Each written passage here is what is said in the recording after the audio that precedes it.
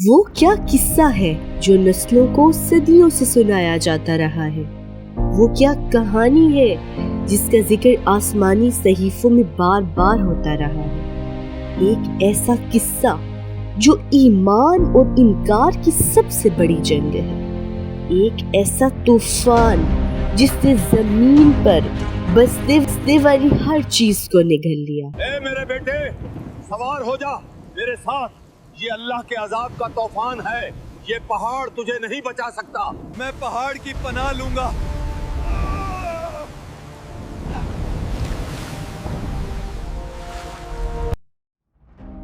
ہاں، ہم سب نے پڑھا ہے، سنا ہے، مگر کیا ہم نے کبھی سوچا ہے کہ جب زمین اور آسمان ایک ہو گئے تھے، جب پانی کا ہر قطرہ موت کا پیغام بن گیا تھا، تو اس وقت حضرت نوح علیہ السلام کے دل پر کیا بیت رہی ہوگی؟ کیا آپ نے کبھی وہ مکالمے سنے ہیں جو ایک باپ اور اس کے انکار کرنے والے نافرمان بیٹے کے درمیان ہوئے ہوں گے؟ یا پھر وہ تانے جو ایک پیغمبر کو اس کو اپنی قوم سے سننے پڑے ہوں گے؟ اور سب سے بڑا سوال، ایک انسان، اللہ کا ایک نبی، لکڑی کی ایک کشتی کیوں بنا رہا تھا جبکہ اس کے ارد گرد موجود ہر آنکھ ان کا مذاق اڑا رہی تھی؟ ان سب سوالوں کے جواب جانیں گے اس سینیمیٹک سفر میں۔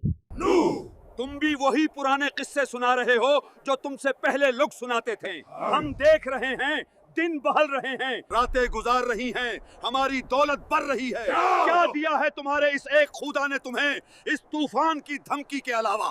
حضرت نوح علیہ السلام اپنی قوم سے کہتے ہیں، اے میری قوم، سلامتی ہو تم پر، تمہیں اللہ کی طرف بلا رہا ہوں، میں تمہارا امین ہوں، میں نے تمہارے درمیان کئی سال گزارے، میں تمہیں کھلے اور پوشیدہ طور پر دعوت دیتا رہا ہوں، اللہ سے ڈرو اور میری اطاعت کرو، وہ تمہیں بخش دے گا اور تمہیں ایک مقررہ مدت تک مہلت دے گا۔ لیکن قوم کے سرکش لوگ ان کی ایک نہ سنتے تھے اور ان کا مذاق اڑاتے تھے۔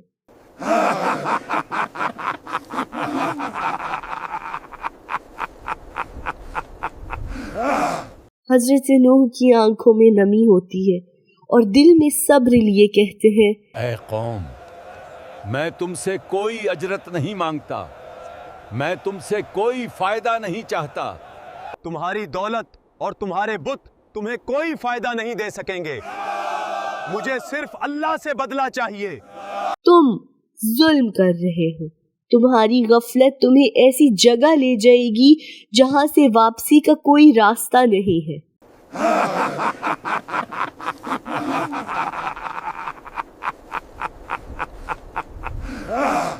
حضرت نوح رات کی تاریکی میں گریا کرتے ہیں اور اللہ سے فریاد کرتے ہیں، اے میرے پروردگار، مجھ پر رحم فرما اور میری مدد کر، صرف تو ہی ہے جو سب سنتا ہے۔ رات اور دن انہیں پکارا مگر یہ صرف مجھ سے دور ہی ہوتے گئے، انہوں نے سرکشی کی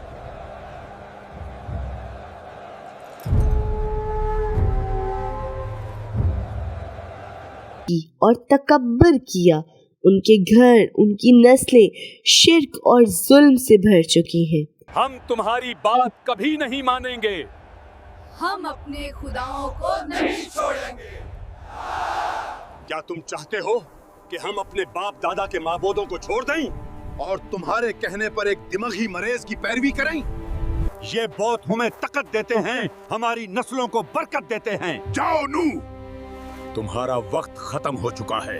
اب حضرت نوح کا اللہ سے فریاد کرنا تھا کہ ان پر وحی نازل ہوئی، اے نوح، اب تیری قوم میں سے کوئی بھی ایمان نہیں لائے گا، سو اب ان کے کاموں پر غم نہ کر، ہمارے حکم اور ہماری وحی کے مطابق ایک کشتی بنانا شروع کر دو، اور خبردار ان ظالموں کے معاملے میں مجھ سے کوئی بات نہ کرنا، اب ان پر عذاب آ کر ہی رہے گا۔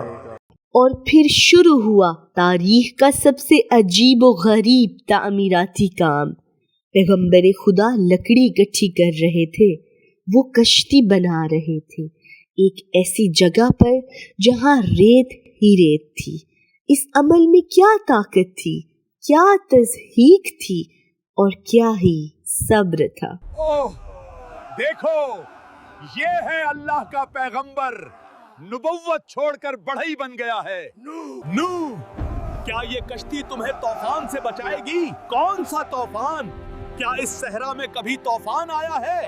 آج تم مجھ پر ہنس رہے ہو، ان قریب تم جان جاؤ گے کہ اصل میں کون نادان تھا اور کون گمراہ۔ زور زور سے کہہ کہے لگاتے ہیں۔ ان کہہ کہوں میں ایک آواز ایسی بھی تھی جس نے یہ بولا کہ تمہارا خدا تمہیں بتا دیتا کہ تم کشتی خشکی کے بجائے سمندر کے کنارے پہ بناؤ، بے وقوف ہو گئے ہو کیا؟ لیکن ان سب تانوں اور کہہ کہوں کے باوجود نبی نوح کا دل مطمئن تھا، ان کے چہرہ پرسکون تھا، اور اللہ کے نبی کہتے ہیں میں تم سب کو بتا رہا ہوں جب میرا رب چاہے گا پانی کی ایک بوند بھی تمہیں نہ بخشے گا۔ کشتی بن گئی تھی۔ 950 سال کی دعوت کا نتیجہ چند مٹھی بھر مومن اور ایک ضدی اور نافرمان بیٹا، اور دوسری طرف طنز اور انکار کا ایک ایسا سمندر، اور حضرت نوح کا صبر اور استقامت۔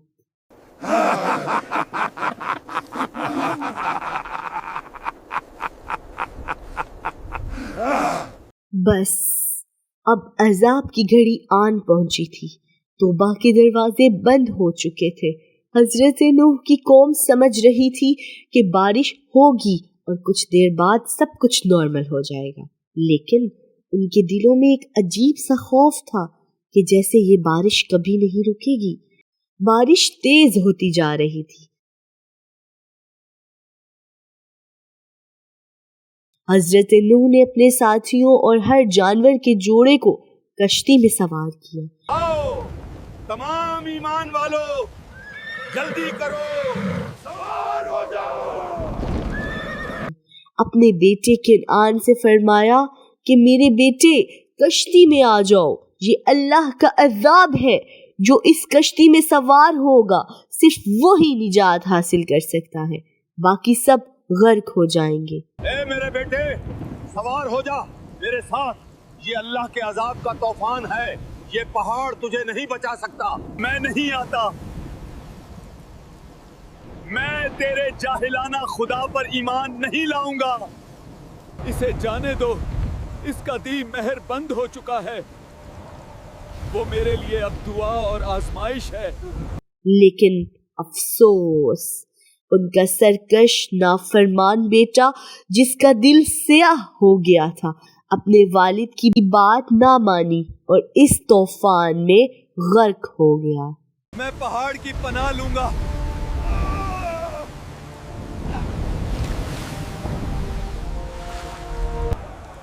یہ کیا ہو رہا ہے؟ آسمان سے بارش نہیں، بحران برس رہا ہے، زمین سے پانی نکل رہا ہے۔ نوح، ہمیں بچاؤ، تمہارا وقت ختم ہو چکا، تمہاری سرکشی نے تمہیں یہاں پہنچا دیا، آج کوئی بچانے والا نہیں۔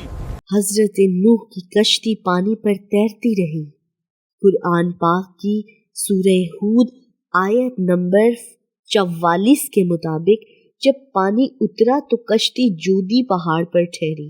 بہت سے مفسرین کہتے ہیں کہ حضرت نوح اور ان کے ساتھی 10 رجب کو کشتی میں سوار ہوئے۔ کشتی 10 محرم الحرام یعنی عاشورہ کے دن کو جودی پہاڑ پر رکی۔ اس حساب سے یہ مدت تقریباً 6 مہینوں کی بنتی ہے۔ کچھ آسمانی کتابوں میں یہ مدت 150 دن کی بھی بتائی گئی ہے، جو کہ تقریباً 5 مہینے بنتے ہیں۔ اب بعض لوگ 950 سال کو طوفان کی مدت سمجھتے ہیں، جو کہ غلط ہے۔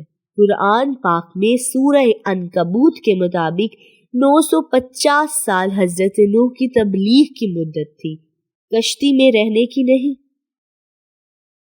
اب طوفان ختم ہو گیا تھا، اور حضرت نوح اور ان کے ساتھیوں نے دوبارہ سے نئی زندگی کا آغاز کیا، کیونکہ سب کچھ تباہ ہو گیا تھا۔ انہوں نے دوبارہ سے نئے گھر بنائے، زمین کو ہموار کیا اور اپنی نئے سرے سے زندگی کا آغاز کیا۔ حضرت نوح نے اپنی قوم میں 950 سال تبلیغ کی، لیکن بہت کم لوگ ایمان لائے۔ پھر اللہ کے حکم سے انہوں نے کشتی بنائی۔ اس پورے واقعے سے آج کے دور میں، آج کے اس ماڈرن دور میں آخر ہمیں کیا سیکھنے کو ملتا ہے؟ ہمارے لیے کیا سبق ہے حضرت نوح کے اس قصے میں؟ اب سوال یہ پیدا ہوتا ہے کہ حضرت نوح کے اس پورے واقعے سے آج کے اس ماڈرن دور میں ہمیں کیا سیکھنے کو ملتا ہے؟ ہمارے لیے کیا سبق ہے حضرت نوح کے اس قصے میں؟ سب سے پہلے استقامت اور صبر۔ آج کل ہم انسٹنٹ رزلٹ کے عادی ہیں۔ اگر ہم کوئی نیک کام کرتے ہیں اور اس کا فوراً نتیجہ نہ ملے تو ہم مایوس ہو جاتے ہیں۔ اب اس کی مثال ہم اپنی زندگی میں ہی دیکھ لیں۔ جیسا کہ ایک شخص جم کو جوائن کرتا ہے اور ڈائٹنگ بھی شروع کرتا ہے، اب وہ اس کا انسٹنٹ رزلٹ چاہتا ہے کہ بس جلدی جلدی دبلا پتلا ہو جاؤں اور میرا ویٹ 15 دنوں کے اندر 80 kg سے 60 kg ہو جائے۔ اب ظاہر ہے یہ تو امپاسبل ہے نا۔ اب جب 15 دنوں بعد وہ خود کو مرر میں دیکھتا ہے اور کوئی خاص تبدیلی نظر نہیں آتی تو جم چھوڑ دیتا ہے۔ حضرت نوح والا سبق، جس طرح کشتی ایک دن میں نہیں بنی، اسی طرح صحت بھی مہینوں اور سالوں کی کنسسٹنسی مانگتی ہے۔ روزانہ کی محنت ضائع نہیں ہو رہی ہوتی، وہ اندر ہی اندر باڈی کو چینج کر رہی ہوتی ہے، بس رزلٹ تھوڑی دیر سے دکھتا ہے۔ دوسرا یہ کہ لوگوں کی پرواہ نہ کرنا۔ جب حضرت نوح خشک زمین پر کشتی بنا رہے تھے تو ان کی قوم ان کا مذاق اڑا رہی تھی کہ یہاں پانی کہاں ہے، لیکن انہوں نے لوگوں کی باتوں پر دھیان نہیں دیا، کیونکہ انہیں اللہ کے وعدے پر یقین تھا۔ اور یہی چیز آج ہماری زندگی میں بھی کامن ہے۔ جب بھی آپ دین پر چلنے کی کوشش کریں گے یا پھر کوئی اچھا کام کریں گے تو لوگ آپ کو پاگل یا پھر پرانے خیالات والا کہیں گے، اور اکثر لوگ ماڈرن بن کر یہ بولیں گے کہ یہ تو اولڈ فیشن ہے، اسی زمانے کے بارے میں کچھ پتہ ہی نہیں ہے۔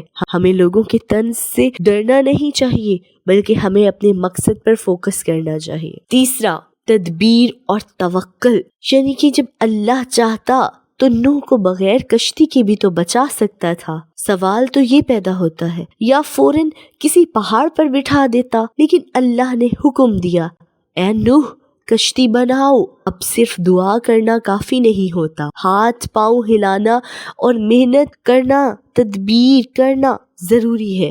اللہ مدد تب کرتا ہے جب ہم اپنی طرف سے پوری کوشش کر چکے ہوتے ہیں۔ اور یہ کہ اس سے ہمیں یہ بھی سبق ملتا ہے کہ ہمیں مقدار نہیں بلکہ معیار دیکھنا چاہیے۔ 950 سال کی محنت کے بعد بھی صرف چند لوگ 70 افراد ہی مسلمان ہوئے۔ ظاہری طور پر یہ ریشو بہت کم ہے، لیکن اللہ کی نظر میں وہی کامیاب تھے اور باقی سب گمراہ تھے۔ آج کے دور میں ہم فالوورز، لائک کو بہت پسند کرتے ہیں۔ ہم یہ سمجھتے ہیں کہ جس کے فالوورز زیادہ ہیں، لائکس زیادہ ہیں، وہ حق پر ہے۔ اب جب حضرت نوح کا واقعہ کیا بتاتا ہے کہ حقیقت اکثر اقلیت کے پاس ہوتے ہیں، مینورٹی کے پاس ہوتی ہے۔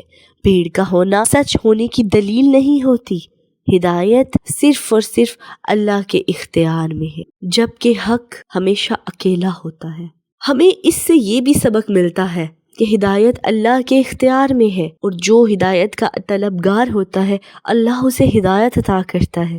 حضرت نوح نبی تھے، لیکن ان کا اپنا بیٹا اور بیوی ایمان نہیں لائے اور وہ طوفان میں غرق ہو گئے۔